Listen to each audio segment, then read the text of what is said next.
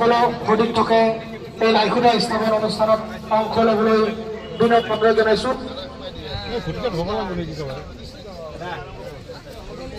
নালাগে ৰাইজৰ পৰা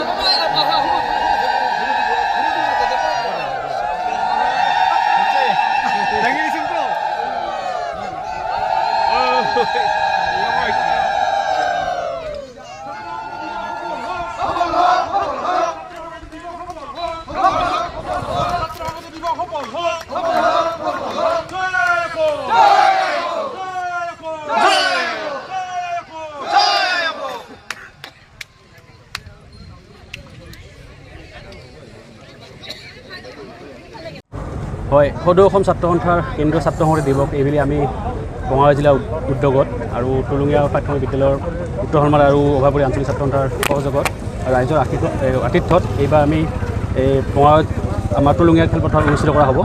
আৰু অহা 10 জুন তাৰিখে অসমৰ খাদ্য আৰু অৰ্থনৈতিক আন্দোলনত যি দুগৰাকী আমাৰ কিশোৰ ৰজেন ইণ্ডিয়াৰ পুতলিকাৰ তেখেতৰ শ্বহীদৰ আমাৰ স্মৰণ কৰি আমি প্ৰতি বছৰে ছাত্ৰ সংহতি দিৱস পালন কৰি আহিছোঁ। আৰু এইবুলি আমি সদৌ বঙাইগাঁও জিলা ছাত্ৰ সন্থাৰ উদ্যোগত আমি টুলুঙীয়া কালী মন্দিৰ প্ৰাংগণত আমি অনুষ্ঠিত কৰিম।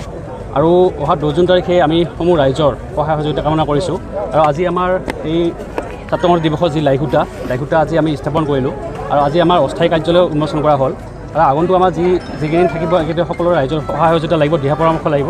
আৰু অহা 10 জুন তাৰিখে আমি সমগ্ৰ বঙাইগাঁও জিলাৰ সমগ্ৰ ৰাইজৰ আমি সহায় সহযোগিতা কামনা কৰিছোঁ। ধন্যবাদ।